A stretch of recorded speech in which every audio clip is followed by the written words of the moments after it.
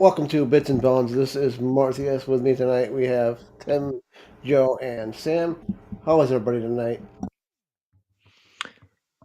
Doing pretty good, sir. I can't complain too much. Uh, all right. So, do you guys want to go ahead and get into just the nitty gritty about like the Steam thing real fast? Absolutely. Let's go with Steam first because I think that's the most interesting overall. Let me pull up.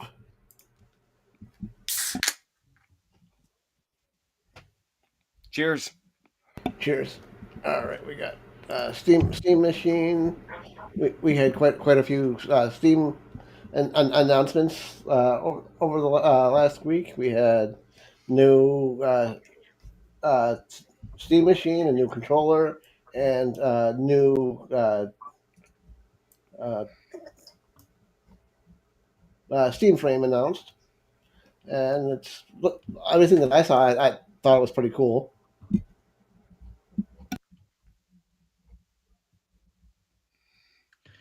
Yeah, the Steam machine. I mean, I said this on the Whitfield report on Wednesday because we covered a little bit there. But like honestly, Val, I probably won't upgrade. I probably wouldn't switch away from the PS5 at this point. But uh if there's one company that could make me switch like consoles, it might be Steam, depending on it might be Valve, depending on the price. Right. That and for me, I'm already a PC gamer.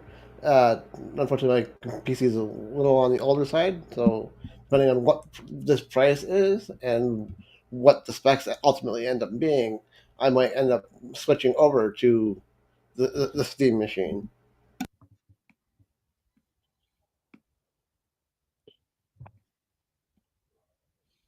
Yeah, I would agree that too.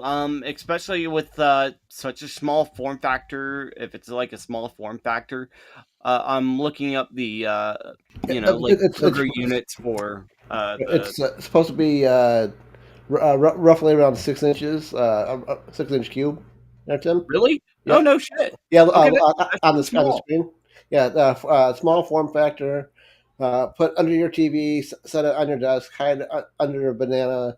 Read this on Wednesday. It's a powerful PC, gaming packed into roughly 6 inches cubed. Okay, that's pretty cool. I mean, if the thing's like, I don't know, I'd say like, let's say like the best like value would be around like 550, 550, like 550 would be a good happy medium towards like this console. Right. That'd be probably the best. Yeah, I can definitely hope for that price. Maybe as high as six.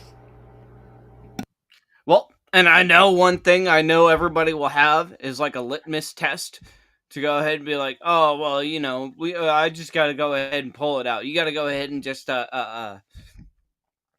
compare the size just by using your bread box. Right. And if I was to get this, I would literally have to compare it to a banana, Yeah. and not my banana. No. That's how you know.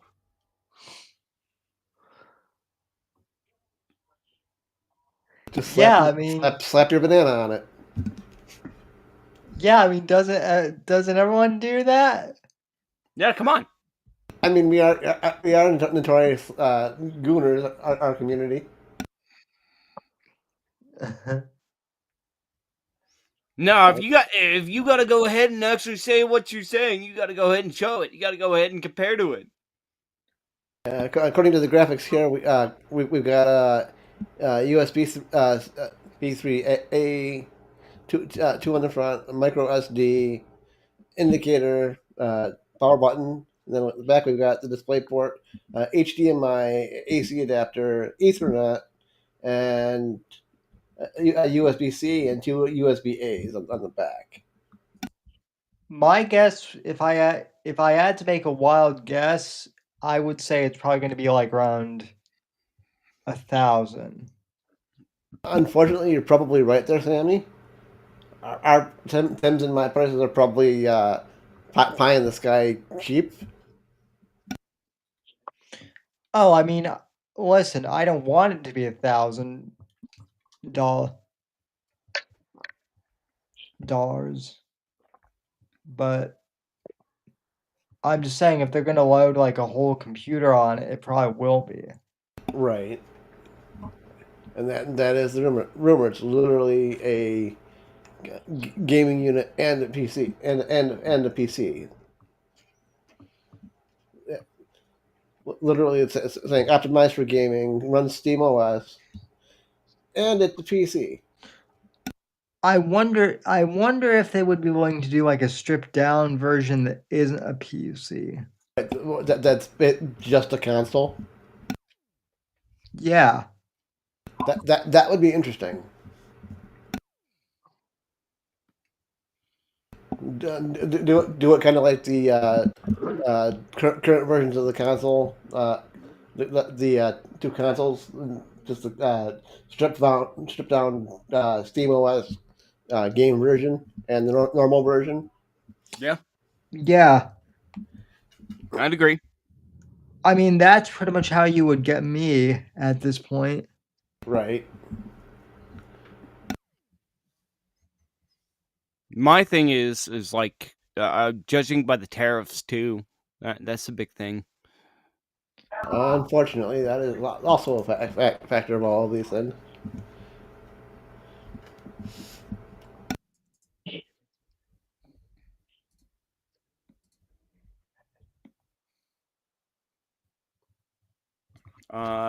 So let's go to Steam Frame.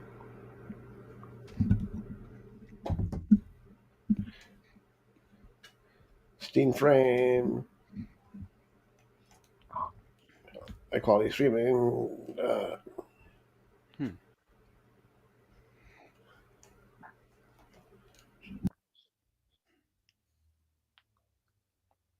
The developer's kit.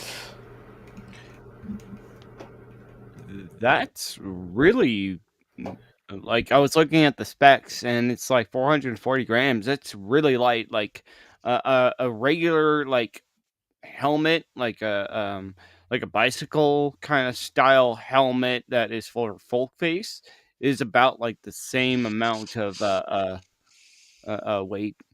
Nice. Here's a graphic of the Steam Frame, and then you got the specs here. Like Max was saying on the Whitfield report, you got the Snapdragon Gen 3.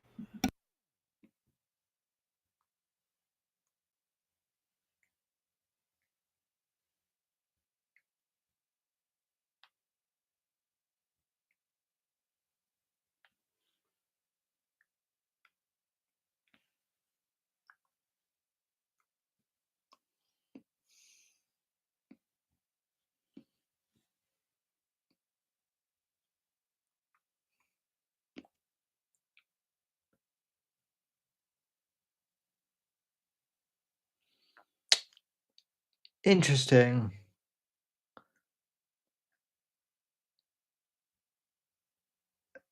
So that headset, I don't know if any of you have seen the Apple Vision Pro, but that looks exactly like it.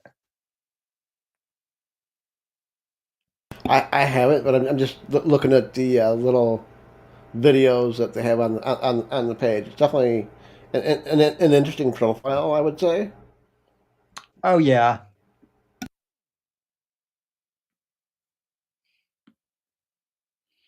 They're trying to get us all into the Matrix. Yeah, see, the thing okay, so the thing with VR, like and I'm an Apple fanboy. I think everyone here knows that, but even so, like, it's clear that Meta kind of objectively has the uh VR market cornerstone right now because it's it's probably the most successful part and it's also like the most affordable. Um, but like if Steam could like provide a VR experience for more than just gaming, then yeah, I think more people might buy it depending on the price point. Say more than just gaming, and kind of use it as a loss leader just to get people in. Yeah, well, the thing with the Apple Vision Pro that's like cool is that like you can watch like movies and whatnot on there and like explore VR worlds and whatnot. It's really cool. But for $3,000, mm, no. Yeah, that's pretty cost prohibitive for most people, especially in this market.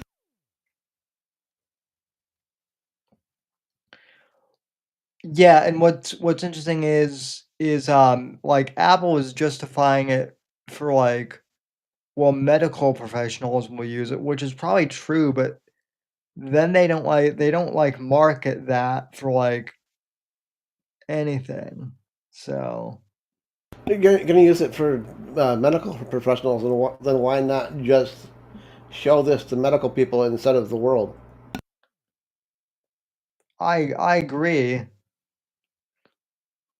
but getting back to Steam, like no matter what the headset is, I kind of want it to like multi-function. Right.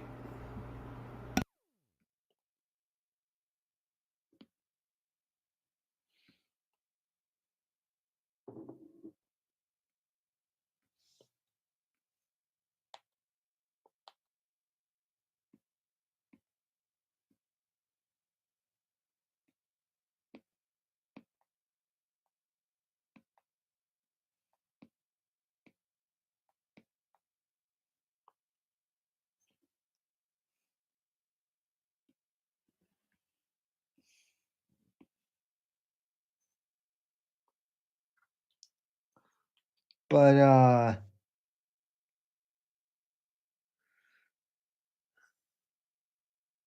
anyway,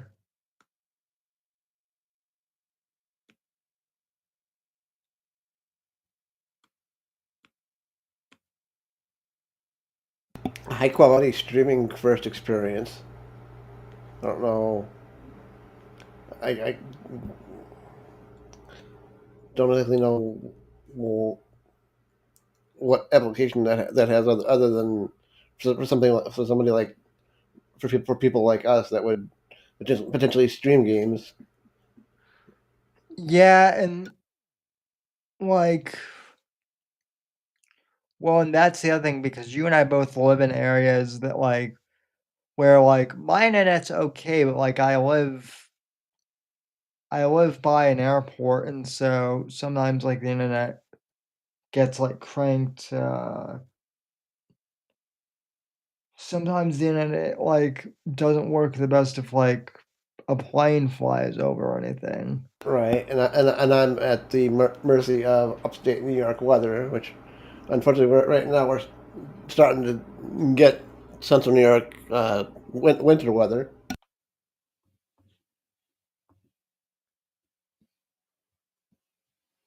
That's never fun because we get a shit ton of freaking lake effect.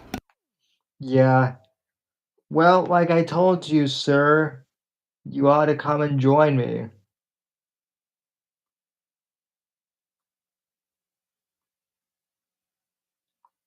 Might have to eventually. These old bones can't handle this freaking weather anymore. I hear ya.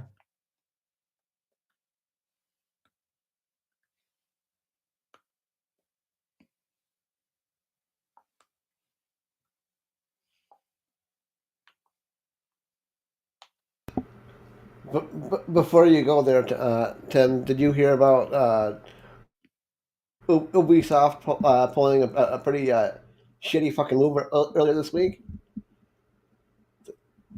Fuckers literally tried to stop the trading of the stock.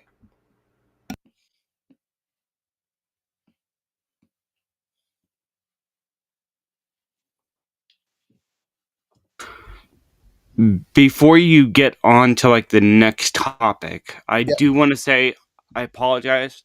I am gonna have to like leave a little bit early, but next week we're going to do the winter sale. We're gonna go ahead and do about a week before winter sale giveaway for like a lot of the companies and stuff. So expect some gift cards, especially for Kick, especially for YouTube, and especially since we actually do have like an introductory thing for YouTube. Come on down, we'll go ahead and do it. That'd be awesome. Yeah, for sure. I'm excited. Definitely, it's exciting getting YouTube involved. For sure. Yeah. All right. Ubisoft's financial officer, Friedrich Dugat, has told staff in an internal email that Ubisoft's stock has been paused to limit unnecessary speculation and market volatility. Because something that else that came out earlier this week is that they are postponing their quarterly earnings call.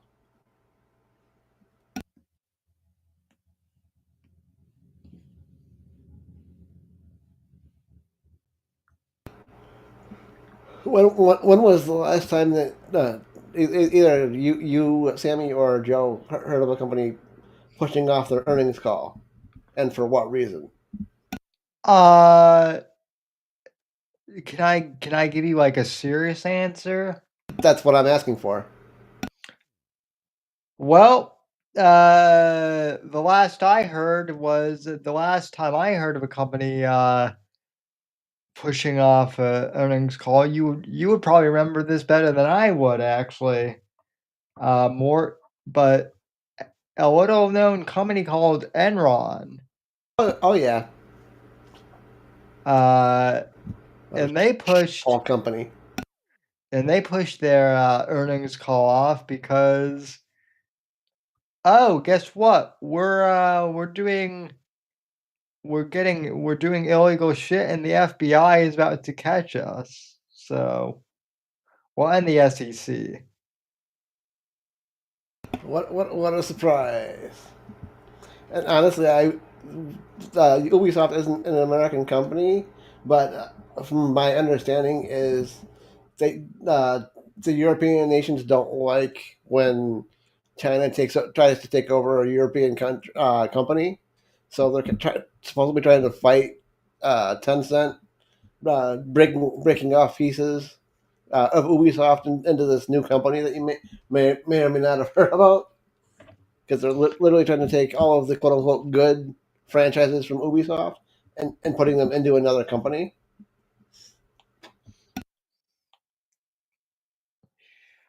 Yeah, I mean, let's face it, China just has, not to turn this into a political show, but China just has like way too much influence in general.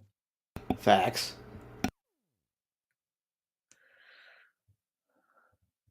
But yeah, tell us more about this. Ubisoft earlier in the week, basically it amounts to Assassin's Creed really not doing what they said that it did, because the player metric is not the proper metric of copies sold, and they're doing everything to stop bleeding the company at this point. So what are they doing? Are they inflating their base or? No, they're trying to stop all of the investors from leaving at this point.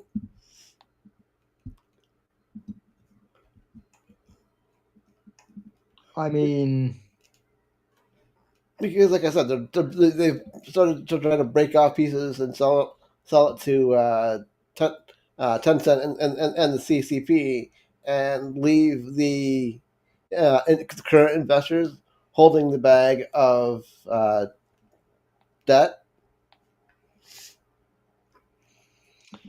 that's not going to end well. No, not at all. Not at all. That to me, that sounds like it's going to end up in a fucking lawsuit, and a massive one. Does Ubisoft like have any other games? I'm not saying this like sarcastically or anything, but like, do they have any other games besides Assassin's Creed at this point? Let me pull this up. And I know they've got quite a few. Uh, Like, I know that during the PS2 era, like they had all these Batman games, but like that was back in like 2000. we've got the Assassin's Creed games. We've got the Tom Clancy games. We've got Skull and Bones that crashed and burned. Uh, Watch Dogs.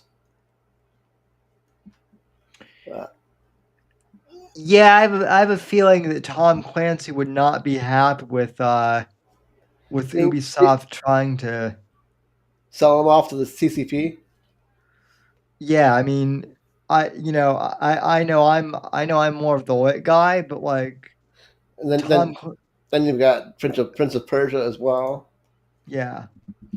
Well, I was just saying, like Tom Clancy literally wrote like 6 novels about how bad uh the Chinese are. One of which actually was like a Rainbow Six novel that got turned into a game. So yeah, like I doubt he would want any of his IP going to the Chinese.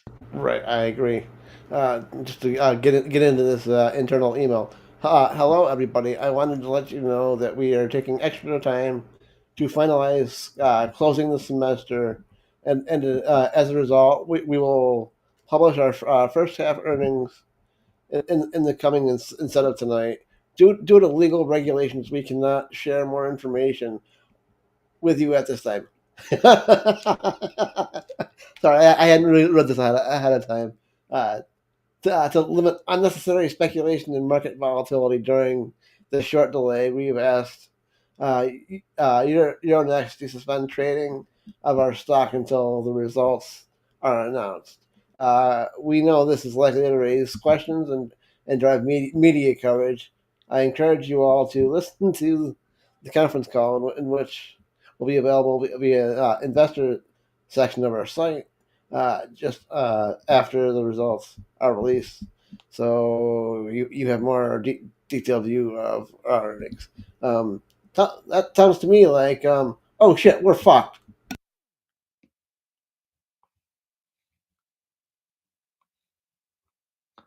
Yeah, I mean, uh,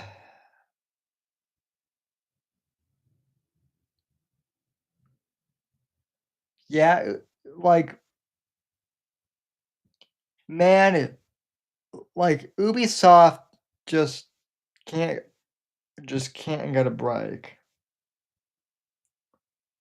But they've done it to themselves. Right.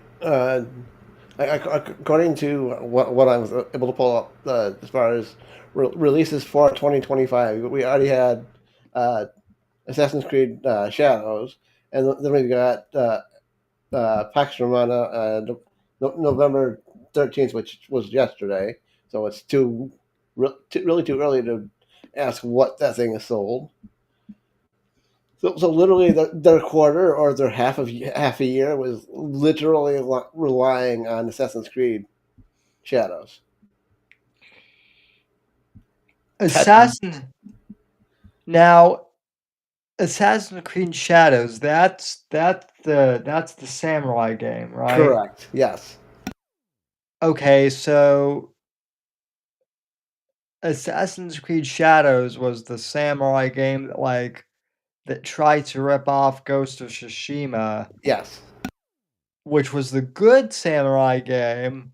Yes. But then Sucker Punch then turned around and pulled an Assassin's Creed Shadows and made Ghost of Yotai, which was, well, Trash.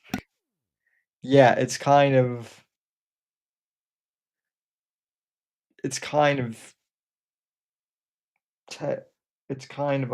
tanked everything. So Exactly.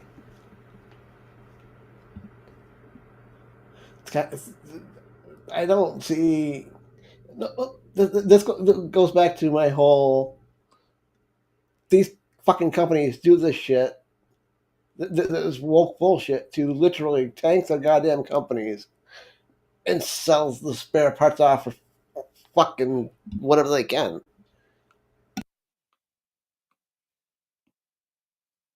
Is this going to be another one that fucking the Saudis and the CCP fucking split and just like literally take the franchise and sell off everything else?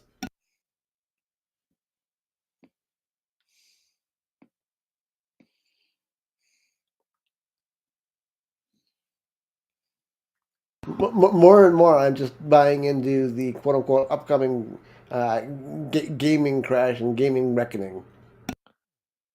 oh, it's going to happen. More. It's just a matter of how fast it's going to happen. Yeah, well, so one thing. Damn it! Now I remember what I was gonna text you about this morning. To you and to anyone listening who is like watching this, I highly recommend that you guys listen to Lex Friedman's podcast with Dan Hauser of Rockstar, because in a roundabout way he essentially says that like the gaming crash is kind of coming, which is why he didn't say this directly, but from what I surmised, that's kind of why he left Rockstar when he did. Yeah, sounds about right. But to me, the reason why, or at least part of the reason why this gaming crash is coming, is because all these fucking Western companies have gone woke as fuck and have pissed off the customer base to the point where they're all not buying their bullshit anymore. Well, that, and then I mean it's even simpler than that. More, I mean, people just can't. I mean, this is going to sound like a real lame excuse, but it's true. People just can't afford to play games. Right, Like, people don't have the expendable income right now, unfortunately. Especially when you've got companies talking about fucking going up to $100 fucking dollars per game. yeah,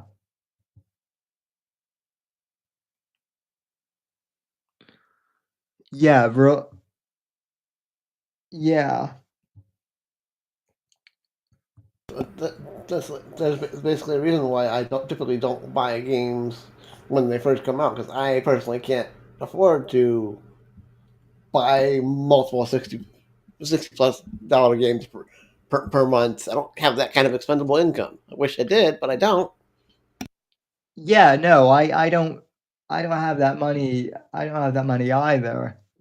Um, So I kind of have to be picky and choosy about what I get and what I don't. well, that's the interesting thing though too is like, I think we have enough money to fucking get everything. well, Well, so the interesting thing is like people are the gaming industry is baffled as to why Mafia: The Old Country was like one of the best selling games for this year. And don't get me wrong, Mafia: The Old Country, as we've talked on the show before, is a fantastic game. But like, It was also a reasonable price. yeah, and I think more than anything, that's why it sold so well You're this definitely year. not. Definitely don't think you're on there, Sammy. I mean, it's the only new game that with like some I know there are indie games out there, right? Right. But like Typically, as indie games are 20, $40 tops usually. right, but like as far as like brand name franchises, that's the only one that has like a brand name franchise that was like that was like decently affordable Right. this year. That came out this year.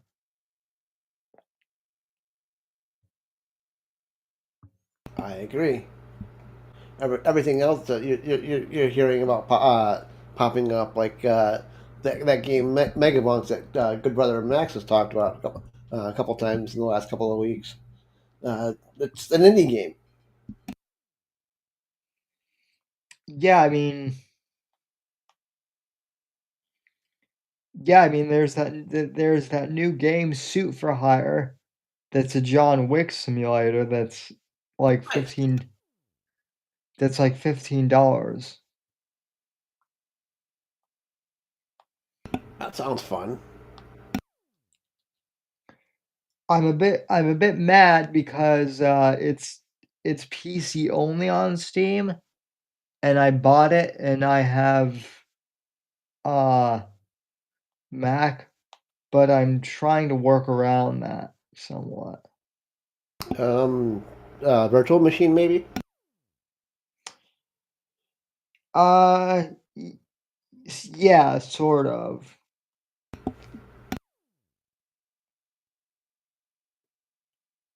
But yeah, I just don't see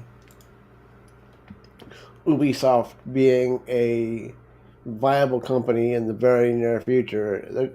They're gonna be another what just happened to fucking EA. They're gonna get scooped up by somebody by an outside video game entity, and who got on. We don't even know what the hell is going to happen to EA. I hell, I would have expected Ubisoft to be scooped up before EA. It's, because we've been hearing Ubisoft is in the shitter for damn near a year, if not longer.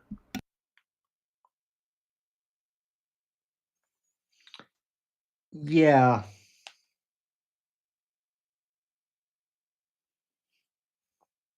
The day Ubisoft get the day that Ubisoft gets scooped up, you're gonna hear Mort come on that Friday night and be like, "I fucking told you, motherfuckers."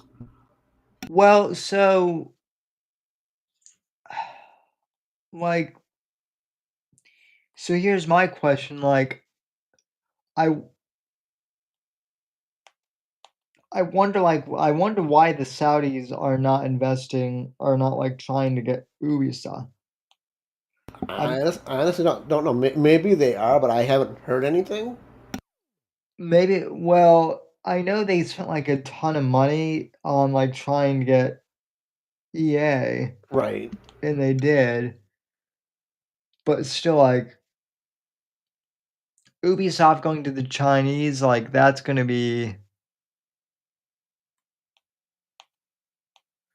not necessarily going to make them any more like popular. No, definitely not. I mean, the CEO Eves uh, has been a very unpopular person for many many years because he likes to open his mouth and say stupid shit and piss off gamers, and that's part of the reason why Ubisoft is where it is. Honestly,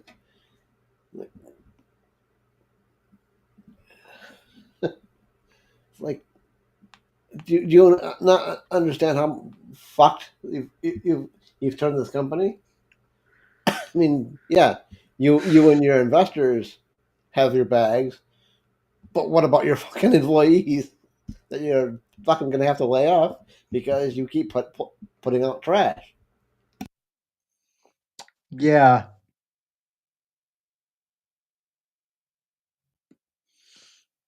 Well, and then like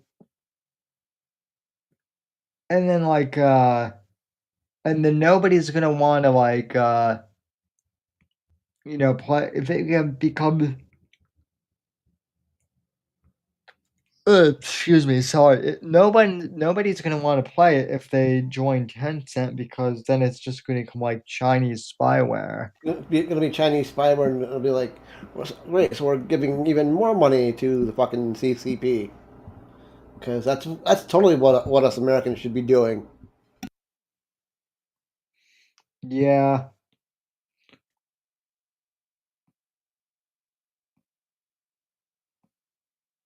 All right, I think really that's really all I can say about this Ubisoft situation, other than they're still falling. They're going to continue to fall until they get bought up, which I'm surprised it hasn't happened yet. But now, something that literally just dropped yesterday, that I'm sure you've heard me talk about this, Sammy. Joe may or may not have heard me talk about, but it is in the group chat. They released a new gameplay trailer for Blood of the Dawnwalker that I thought we would want to play and take a look at. Yeah. Let's go for it. Keep in mind, and they'll say this in the beginning of the trailer, it's like beta or sorry, pre beta gameplay. It's not even a full game yet. It's just what they would call a vertical slice.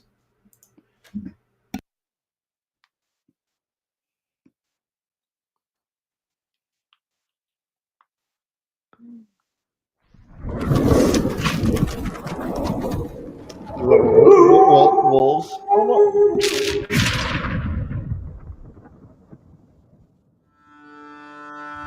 You guys hear it? Oh yeah.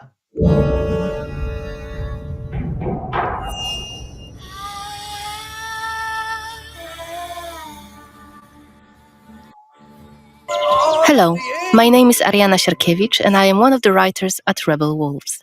In June, we showed you a part of a quest where Cohen is looking for a legendary sword, and today we're going to get to the end of that quest. The game is currently in the pre-beta stage, so you may still see some bugs and glitches. You will also see some changes and additions we've made to the game based on the community feedback.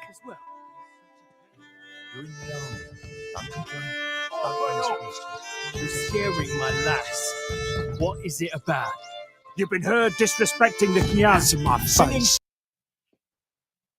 I have to bring this up right away. To me, this feels very much like Novigrad in Witcher 3, just the path that he's walking down. Yeah. And that, partially, there's a reason for that because most of the Rebel Wolves company is made up of former CDPR devs that have left the company.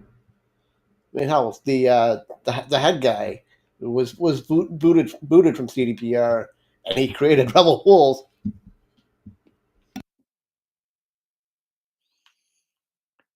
Basically, essentially CDPR refugees. Do you think do you think that there's any way that there could be like a legal battle between CDPR? I think they're legally distinct enough right now that I don't foresee a legal battle. Yeah, well, I mean, Sure, there are those of us that like you and I know and can see and hear the similarities of what's going on, but I don't think it's. I think it's legally distinct enough where they're okay. I think if it wasn't, we would already be hearing about a legal battle coming up. Especially given the CDPR is a publicly traded company. Yeah. And I don't know if Rebel Wolf is. I think they're they're a private company right now.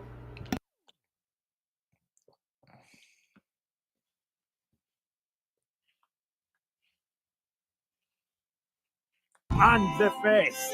Who told you this nonsense? Was it Since one of our game's main features is the duality of Cohen, our hero, who is human by day and a vampire by night, we're gonna show you 2 ways to play the quest. help? This is yet another example of our narrative sandbox. We can approach each of the quests in a variety of ways, remembering about the duality of our hero, human by day and vampire by night, knowing we have both day and night as our allies. In June, we started on the outskirts of Svartro and had a brief stint with some bandits. Cohen got rid of them easily with a few well-timed sword cuts and active abilities. Then we walked around the city a bit until we reached the cathedral, this time entering it without any hassle during the day as a human. Let's continue that playthrough.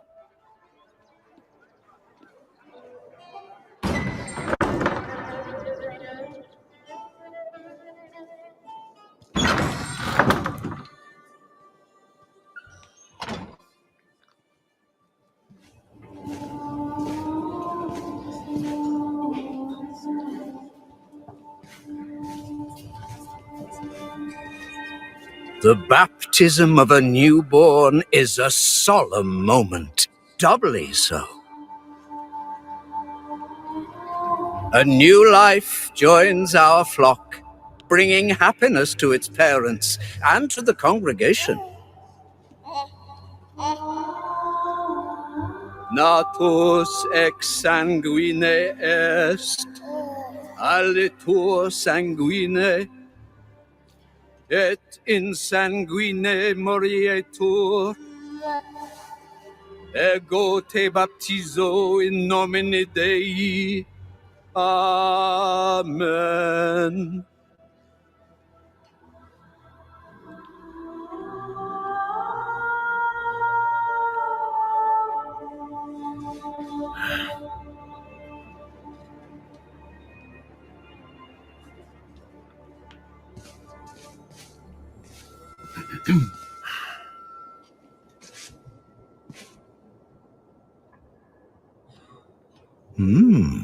Don't I know you from somewhere, young man? Laslia, maybe? That's right. My name's Cohen. It's a real shame what happened there. So many good people imprisoned. But where there is sin, there must be chastisement. And speaking of sin, come with me. I'll take your confession. Thank you, but I have no need for confession. Ah, so you deem your conscience clear? I wouldn't go that far. But I'm sure you're a busy man, Father. So while I appreciate the offer, I feel that my soul shouldn't be your priority. I won't press the matter. You are quite correct. I have many other duties to attend to. But please remember that in order to be saved, we all need to repent. Myself included. I hope we can speak again soon. Good day to you, Cohen. Father Florin? Gonna stop right there, real quick. Specifically, Joe, what do you think of this part specifically? Being the religious man that you are, how do you take this part of a mass being shown in a video game, and your view of how they did it? I think it's a good idea. They should throw that in there. We could use more religion, even if it's in a game. People need to at least hear about it. do you think it's like historically accurate? Because that is one thing that the Kingdom Come series did really well with like involving the church. From what I Well, know, it's definitely got Catholic influence. You need to confess to a priest. Catholic influence, and from what I know about Polish, uh, it's I think it's at least time appropriate and time faithful. Yeah, I'm for it. What other games have like that kind of concept in it? That I know offhand, just the Kingdom Come games. But other than that, I can't think of anything offhand. Yeah, I like that. It was interesting. I just wasn't sure if a gameplay section like this would offend somebody like yourself. No. I didn't think so, but I still wanted to ask. No, it's cool. Like the fact that he's part vampire, He's half vampire, half human. so he's like Blade, Right. I was white. gonna say. I was gonna. He's half human, half vampire, and the way I understand the way they've presented it so far is he's human during the daytime and vampire at night. Yeah, so he's a daywalker. Essentially. Right. He's the Daywalker. The fact that Cohen wasn't brushing him off in a rude way, I kind of like that. Like he could have been like, "Nah, piss off, dude." Right. But he's like, "No, you're probably a really busy guy." Right, and I'm sure in other paths of talking, you probably can brush him off that way, and just the way they do that close up on Father, you know you can fight him at some point. Yeah. Maybe not this soon into the quest, but just the way they focus on Father's eyes, you know, there's something there that's not revealed yet. Yeah, I like that. I don't see any problem. We can with start that. by chatting with the deacon. He might know something about the catacombs where Saint Mihai is buried.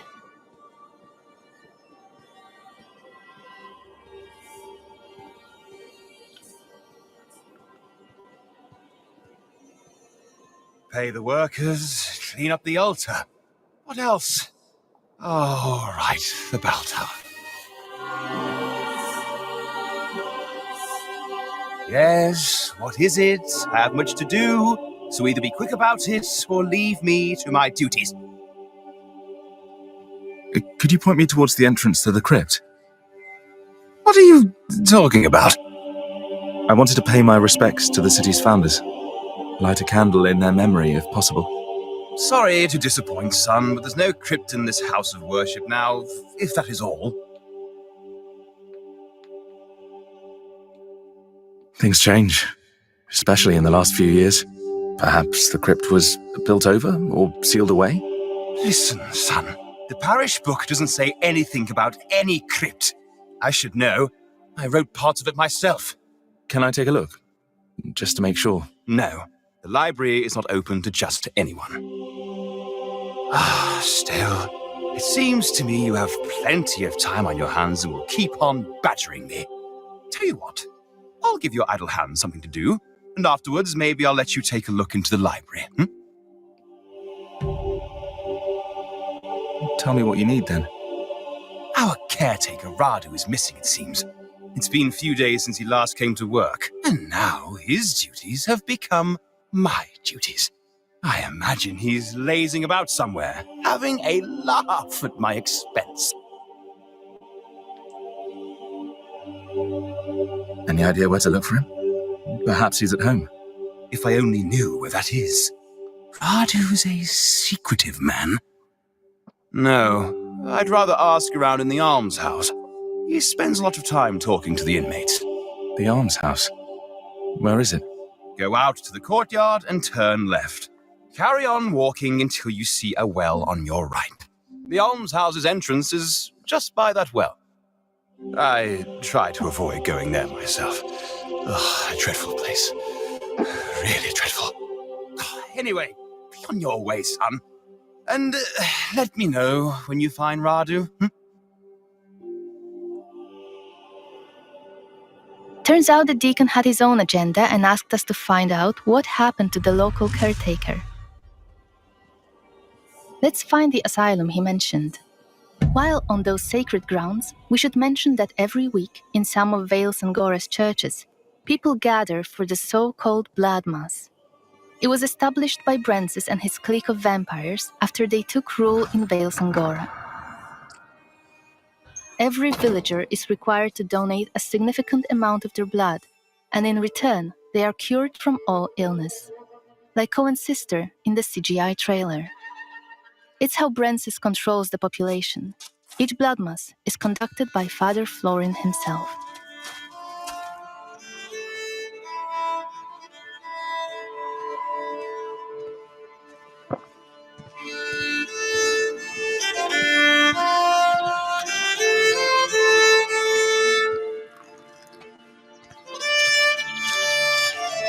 I hear they need workers for the cathedral. Maybe we could go there today, see if we can help. Yeah, right. The deacon will be really glad to see dirty bums like us walking around his glorious church. You don't know that, maybe? Oh, stuff it. We'll go and see Dragan instead. He's on. Maybe someone in here has seen the caretaker. The sister is too busy to take a look at him. It's just a matter of time until that wound festers. What do you want? I'm looking for the caretaker. I've been told he sometimes comes here. You mean Radu? Yeah, I know him. Steer clear of that bastard. Any idea where he is? Right now? Nah. But I do know something. Might be interesting for you. Really? All right, tell me. That's not how it works, friend. I need a little palm grease first. Here you go. It better be worth it. I'm sorry, but that blatant bride me is hilarious to me. Still pretty accurate. Right? Yeah.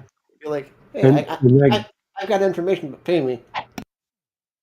That guy gatekeeping the library seems pretty accurate too, because that's what the church is really all about. He's like, no, you can't go to the library. You have to be privileged. You have to if you do me this favor, you have to do something for the church before I let you into the library. Oh, the church is the biggest gatekeeper. So no, but I like the fact that that's in there. I think it's kind of a cool concept, cool storyline to have in there. So what did he do as a vampire? Do you know? We haven't gotten to it yet, but at some point they're going to switch over to his vampire form at night and do the quest the vampire way as well.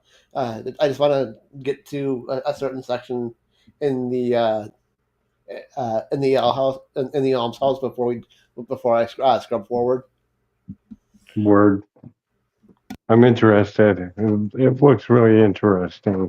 I'm very cautiously optimistic for this game because enough, like I said earlier, enough of the former CDPR devs that are in this new company, Rebel Wolves, are the ones that I trust to make good games, and none of the woke bullshit that we've seen so far. No, don't get me wrong. I'm sure they have quote-unquote progressive values, but they know well enough to leave their personal values out of games. Well, maybe some of them have sense to do that. Let's hope. That's why I'm cautiously optimistic. Because the ones that I know no names of are that type of person that keep their personal stuff out of business. It is. Something strange is going on here. Every night there are noises, creaking, scratching, and I don't know, things being pushed around. Some of the folk here say the building's haunted. Listen, I didn't pay to hear a ghost story. You were supposed to tell me about the caretaker. Oh, I'm getting there. I'm not trying to swindle you or nothing. You see, there's a closed-off wing here. They put the plague patients there when it first hit. But one day, they decided they were beyond help and sealed them all off, left them all to die. But I hear that the caretaker knew how to get in there, some secret entrance, and used it, but I don't know what for. I see. Any idea where it might be? Somewhere upstairs, I think. You'd have to look around. All right, I'll check it out. Thanks.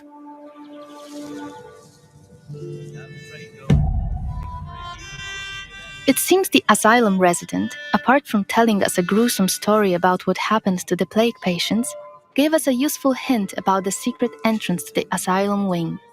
For a price, of course.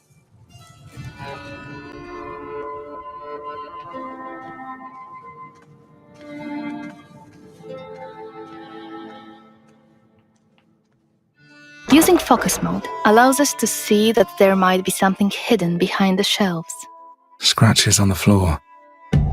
It's focus mode, aka Witcher mode. Sorry, AKA, what? AKA detective mode. Yep. Sorry, had to say it.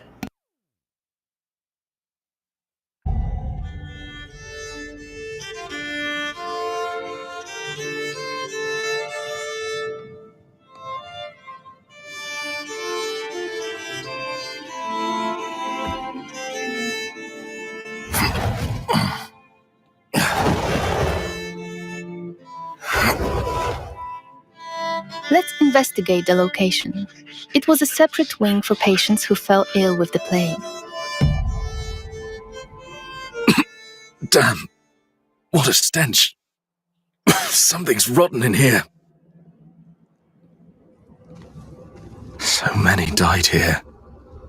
In isolation.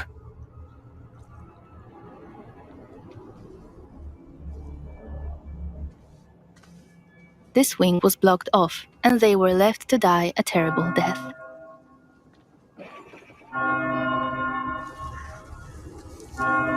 Something else happened here. Huh. Died recently. Killed by something bestial. His body looks fresh compared to the rest.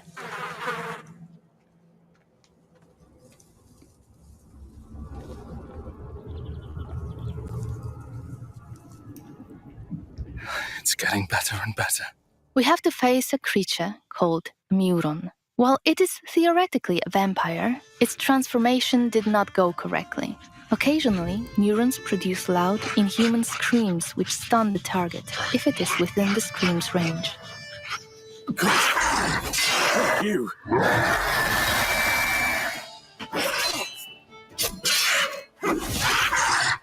As you can observe, their behavior is chaotic and hard to predict.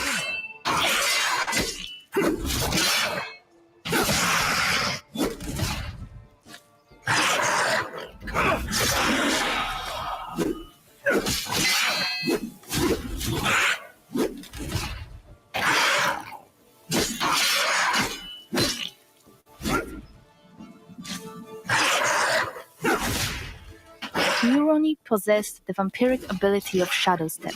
However, it is juggy and unstable.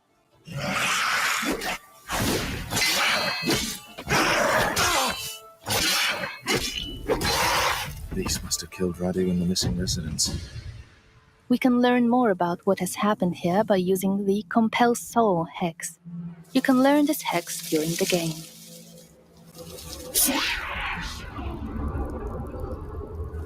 It is a feature enabling the player to talk with certain corpses, those that have moths flying above them. Magic is only available to Cohen in his human form. We wouldn't be able to talk to the dead had we come here at night. It's you, isn't it? Please, stop! It hurts! I beg you! We're friends! Radu, please! That's enough. Rest now. We can go back to the Deacon now and report our findings. Before we chat to him, notice that our current objective again has the hourglass symbol. This tells you that the dialogue will push the time forward.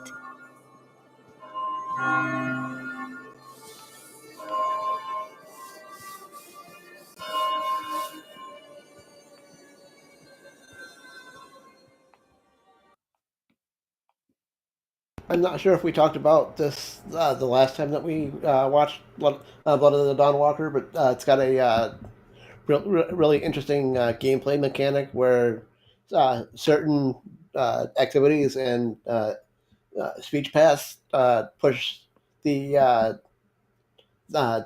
time and day forward, and you've only got like something like 30 days to complete in-game days to complete the whole game. Well, that's pretty wild. But it gives you a little challenge. Right. It actually gives you the sense of urgency that other games kind of try to instill, but fake. So then, is it an open war? Is it an open world then, or what? It is. My understanding, it is an open world, at least an open zone, from my understanding.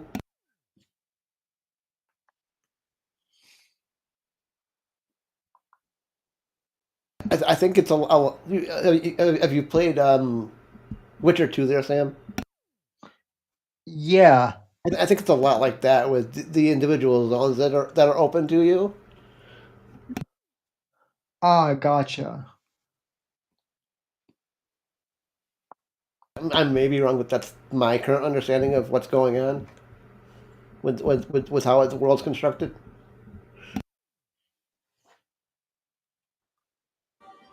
Yes? Why are you pestering me again? I know what happened to Radu. Good. So, what was that wastrel doing all this time? Getting drunk on communion wine? Tell me. I found him in the almshouse, in the sealed-off wing. The caretaker was hiding there, but he was no longer human. He turned into something terrible, a monster. I'm sorry, but I had to kill him. What? I don't understand. What happened to Radu? He was involved in something dark. There were corpses in his hiding place. Probably his latest victims. But how he became that creature is anyone's guess.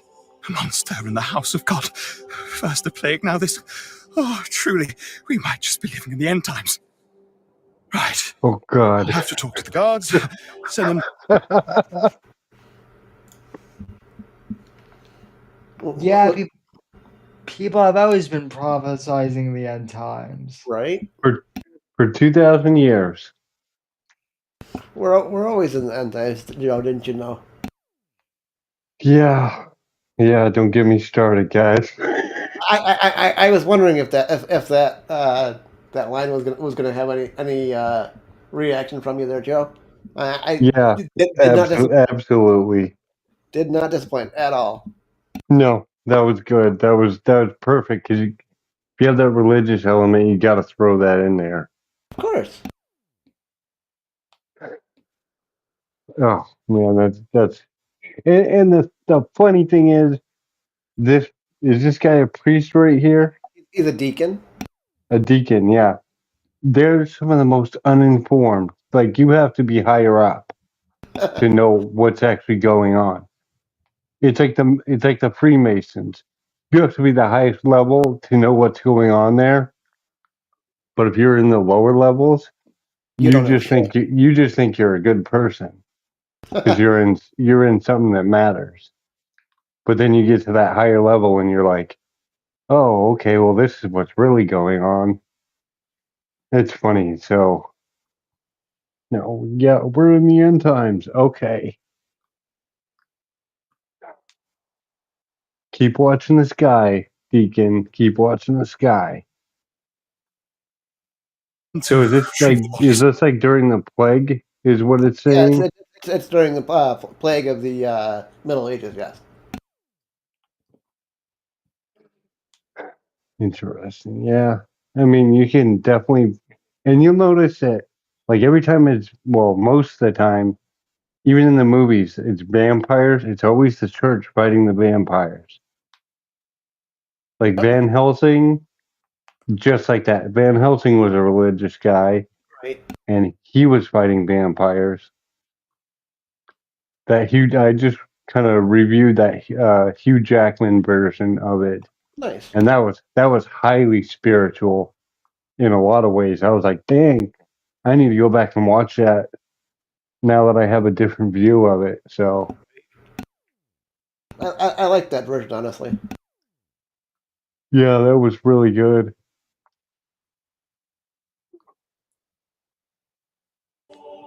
And clean up that place. You do what you need to do, but I believe we had a deal. May I enter the library now? What? Yes. You may go inside with my blessing. I'll tell someone to leave the door unlocked for you. The book you're looking for, it's called The Annals of Svartrau Cathedral. Now, excuse me, I must go to Father Florin and tell him we need a new caretaker. He gave us access to the library in exchange for our information. Let's go there and find a book he has mentioned. All right, I think I'm gonna. Reading books in our game I'm gonna works skip surprisingly forward to- similarly to the way it works in real life. They might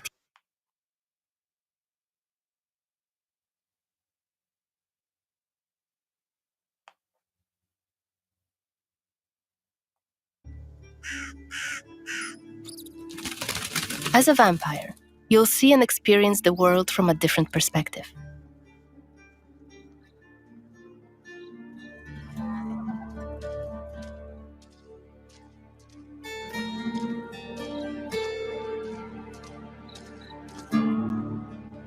You sure it'll work?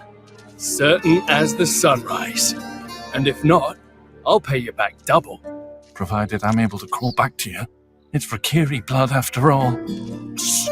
Sorry. Let's get inside the building using Cohen's vampiric abilities, Plane Shift and Shadow Step. You can travel quickly and easily access places beyond the reach of regular humans. Last time we were inside the cathedral, we came across Xanthi, one of Brensis's officers. She was a difficult opponent for Cohen, so this time we're going to be smart about it, stay on the scaffoldings, and show you an alternative approach. Better be quiet. To blood. Blood, blood, blood. You shall Is that become Kenya's Voyeur's Xanthi? most faithful servant. What the hell is she doing here? His command shall become the What is she sole doing? voice in your heart. Is that a ritual for the Your blood fellow gods? blood god shall become your new family. You shall want for nothing. You shall yearn for nothing. Only They're covering up the duty old shall paintings. remain. Why? Blood to blood. Blood to One of the workers must have left it. You shall become Kenya's Seems that the cathedral complex is quite big. The main building, cloisters, inner courtyard. The entrance to the crypt could be anywhere. Won't get anything done just standing around. Still, staying up here would be a smart idea. Your fellow blood god shall become your new family. You shall want for nothing. You shall yearn for nothing. Only duty shall remain. bound in blood. Blood to blood. Let's start by checking out one of the frescoes in detail. You shall Sanctus Mihai, most patron saint of Svartrau himself. His command Victorious and well loved. Voice in your heart. There's the legendary silver sword. Blood god shall become your I hope it really does exist. You shall want for nothing.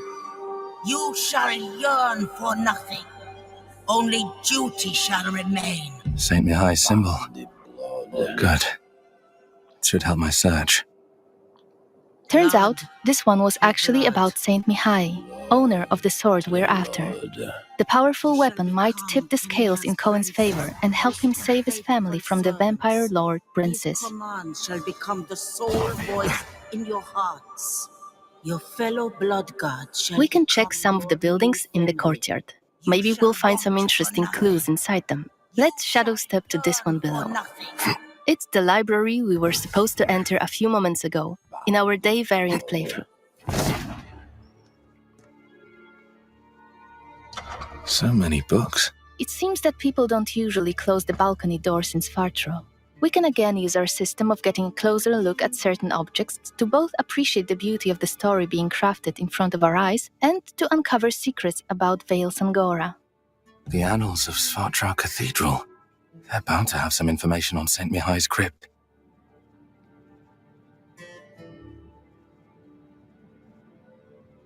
And thus Saint Mihai was laid to rest in the catacombs beneath the cathedral's side courtyard, by the cloisters, marked by his own personal sigil.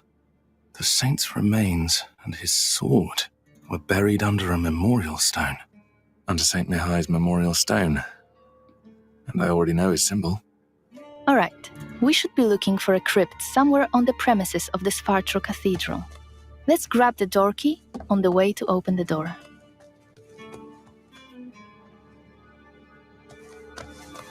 The cathedral is heavily guarded outside, and it looks like the gods aren't really fond of Cohen lurking around the premises. Let's deal with them swiftly, using our claws.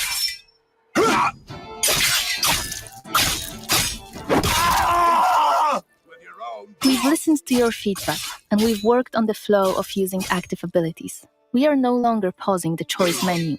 It's real-time, in-gameplay. It's also a good opportunity to show you another use of the Voracious Bite ability Cohen uses to drain people's blood.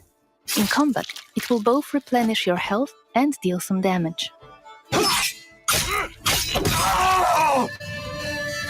Time to move on. Let's explore... We didn't really get to see much, but the claws and the bite fighting is pretty cool, I thought. Yeah, it was. So, Yeah. So if he's human by day, does he realize that? Yeah, my understanding, he knows he's quote unquote infected with the vampire virus. I think. Huh. My understanding is he's already gotten some sort of visit that let him know that he's some sort of special warrior thing, chosen one, whatever, that can basically end the big bad Brensis, the vampire lord. And that would just make him the vampire lord. In theory, yeah. In theory, yeah. Well, in most of the theories, that if you kill the big bad one, it's supposed to wipe out everyone Right. below him. But if he's part human, then maybe he would just switch to full human. I think that's the way they go here. Is they're trying to he's after a cure for his family, so he's got to kill the big bad to cure everybody. It's interesting they used blood gods. They did the same thing in the first Blade movie. Right. La Magra. They brought back the and it was kind of tied to Blade Trinity. La Magra supposedly not exactly a vampire, but it was a blood god that created vampires. And it might have created Drake as the first pure vampire that was also a daywalker. I was waiting for him to say La Magra. I was like, oh, say it. Who knows? We don't have much about this game yet, so we may get that. We just don't know yet. Interesting. the other areas in the courtyard. I'm alright. Just need to get a breather. That's all. Let's use the sword this time, because yes, you can fight with a sword as a vampire too. But before we engage, let's adjust the camera. Camera placement was one of the hottest topics after our gameplay reveal. We've got lots of feedback about it, and we decided to add a second option for those of you who prefer the camera slightly further away from the character.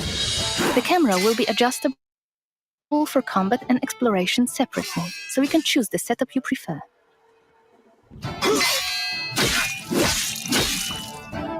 Cohen's faster using the sword as a vampire compared to his human form.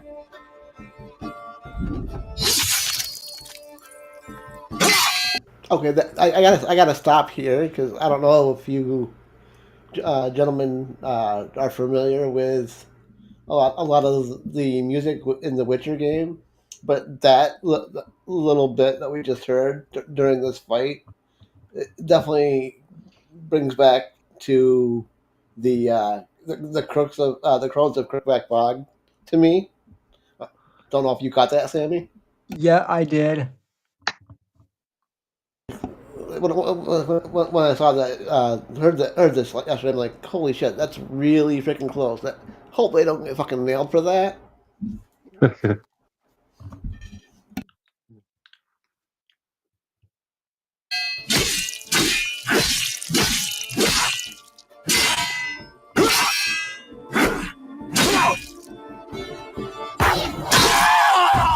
Take notice of the hourglass icon next to our objective. It indicates that opening the crypt will move the time forward.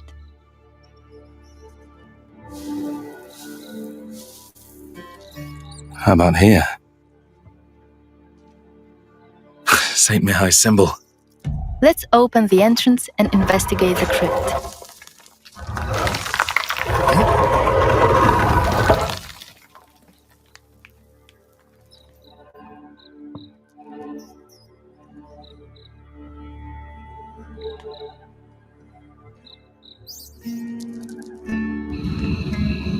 Lighting up a torch might be a good idea. This place must have been sealed off for ages. I wonder why.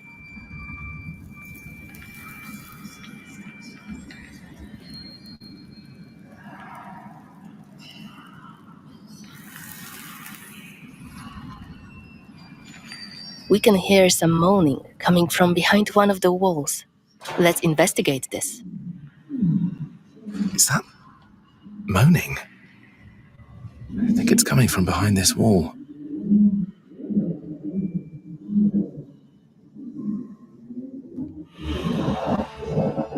Hello?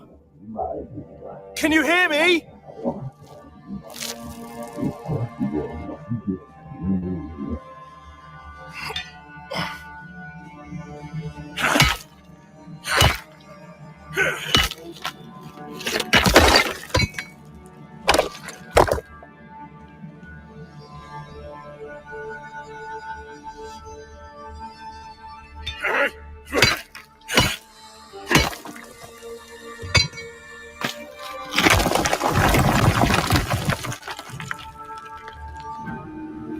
Wait, are you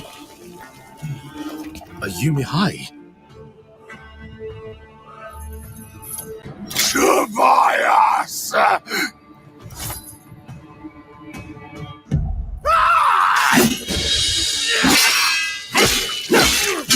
You're finally paid! You get to me, Tobias! I'm not... Shit! Listen to me! No more! Your eyes! We've been attacked by Mihai, who was an important figure in the valley.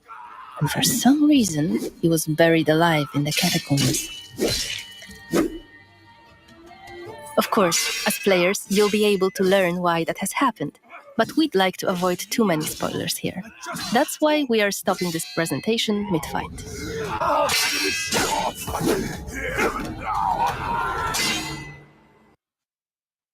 Mid-fight cock tease.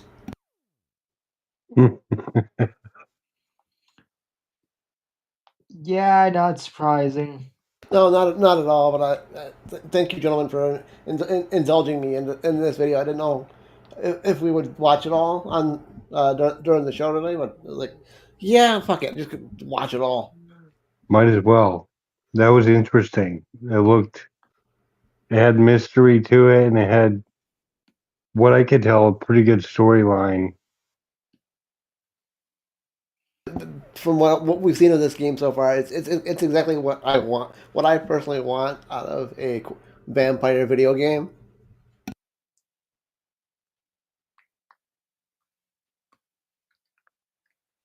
Want to be able to play as a badass, eventually overpowered vampire.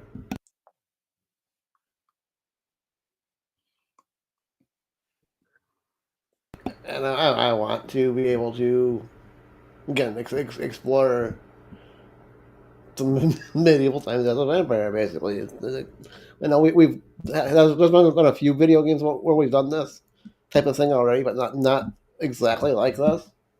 Like, I love this presentation. Obviously, I'm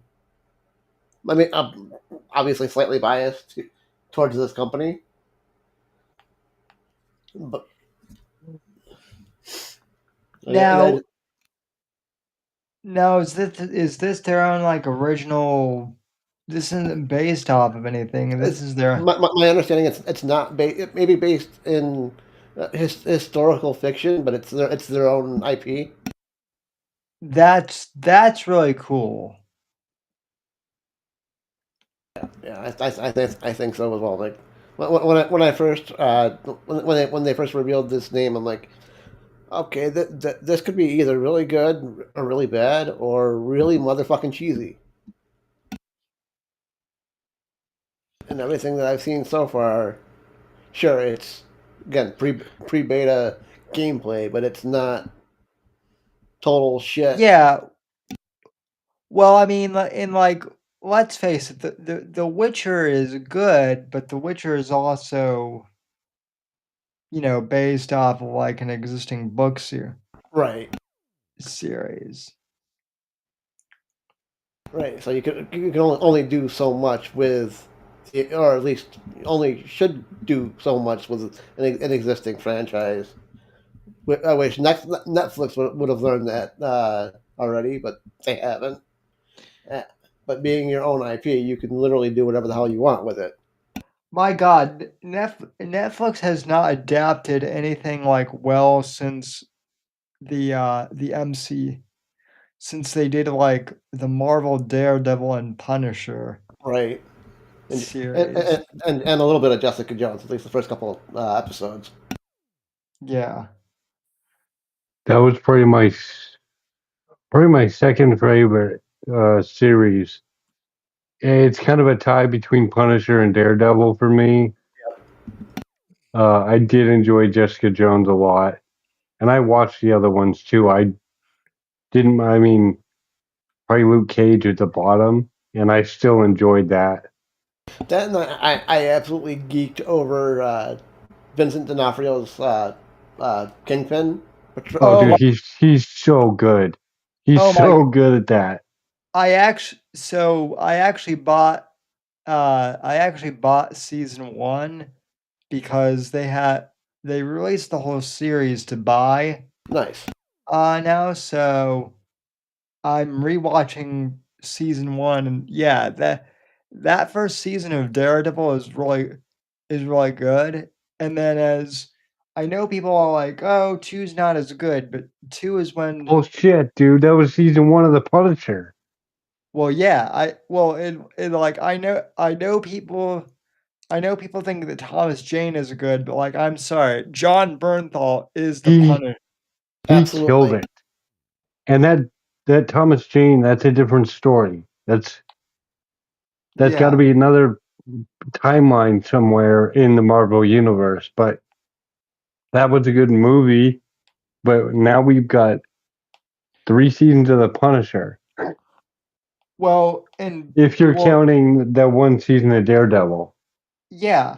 Well, and Bernthal even like he even captures like Frank's mannerisms from the comics too. See, I hadn't read the comics. I just compared to, because I've seen even the old Punisher, which was fucking terrible.